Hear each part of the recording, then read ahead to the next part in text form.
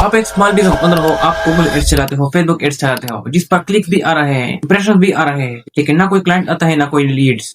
उसकी सबसे बड़ी वजह क्या है? बहुत से लोग यहाँ पर फेसबुक और गूगल एड्स को ब्लेम करते हैं, लेकिन असल में एड्स का कोई मसला नहीं। असल मसला जो होता है वो आपकी लैंडिंग पेज में होता है। देखो, जब कोई एड पर क्लिक करता है तो अपने प्रॉब्लम का सोल्यूशन ढूंढने के लिए क्लिक करता है, इसलिए नहीं कि वो सोचे कि काश ये बंदा मुझसे पैसे कमा ले। तो आपका लैंडिंग पेज ऐसा होना चाहिए जिसमें आपके लीड या कस्टमर के प्रॉब्लम का जीता जागता सोल्यूशन।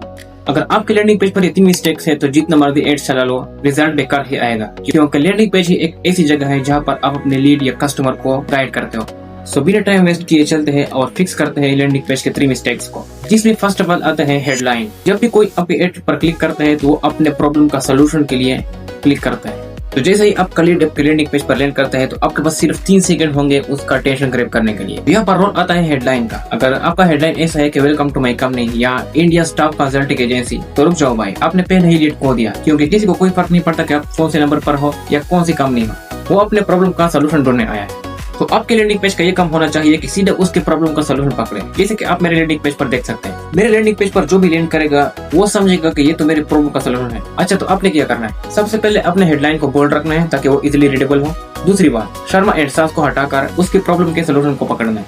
जो प्रॉब्लम आपने एड में किया था वही प्रॉब्लम आपके हेडलाइन में भी होना चाहिए। अब उसके बाद क्या? वो नेक्स्ट स्टेप लेगा।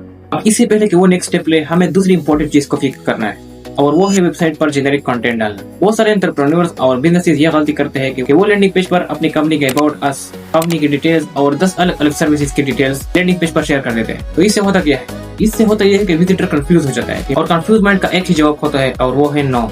आपने करना क्या है? जितना कम हो सके उतना कम कंटेंट रखें। कंपनी के अबाउट अस की जगह केस स्टडीज और टेस्टिमोनियल रखनी है। इससे होगा क्या? रियल प्रूफ से आपकी ट्रस्ट बिल्ड होगा और केस स्टडी से आपकी अथॉरिटी बने। तो अब आते हैं तीसरी और सबसे कॉमन मिस्टेक के बारे में, जो कि मैंने भी स्टार्टिंग में की थी, और वो है फॉर्म में बहुत सारे इनपुट फील्ड देना।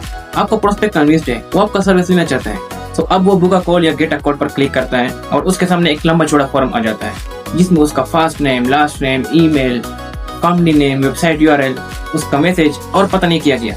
देखो, इंटरनेट पर लोग बहुत लेजी है और हर एक्स्ट्रा फील्ड आपके कन्वर्जन रेट को ड्रामेटिकली ड्रॉप कर रहा है। अगर प्रोस्पेक्ट को लगता है कि फॉर्म भरने में टाइम लगेगा तो वो छोड़कर चले जाएगा। तो आपने करना है कि मैक्सिमम 3 या 4 इनपुट फील्ड रखनी है, जिसमें उसका नाम, फोन नंबर, ईमेल और एक छोटा सा मैसेज। बाकी की डिटेल्स आप फॉलो अप कॉल या फॉलो अप मैसेज पर भी पूछ सकते हैं। तो ये थे वो 3 लैंडिंग पेज मिस्टेक जो कि आपके एड रेवेन्यू को डिस्ट्रॉय कर रहा था और टारगेटेड एड्स भी कन्वर्ट नहीं हो रहे थे। चलो छोटा सा रिकैप करते हैं। First of all, welcome headline को हटाकर क्लाइंट के प्रॉब्लम के सोल्यूशन से रिप्लेस कर लो। दूसरी बात, जेनेरिक कंटेंट हटाओ और टेस्टिमोनियल और केस स्टडीज ऐड कर लो, इससे आपके अथॉरिटी और ट्रस्ट बढ़ेगा। तीसरी बात, फॉर्म इनपुट से हर एक्स्ट्रा फील्ड हटाओ और सिर्फ इंपॉर्टेंट इनपुट फील्ड रखो। अगर आप स्मॉल बिजनेस ओनर है और एड्स के रेवेन्यू को एक्चुअली कन्वर्ट करना चाहते हैं तो नीचे डिस्क्रिप्शन में मैंने लिंक दिया है, उसके थ्रू आप मुझसे कांटेक्ट कर सकते हैं। अगर आपको कोई स्पेसिफिक प्रॉब्लम है तो आप कमेंट में जरूर बताइए।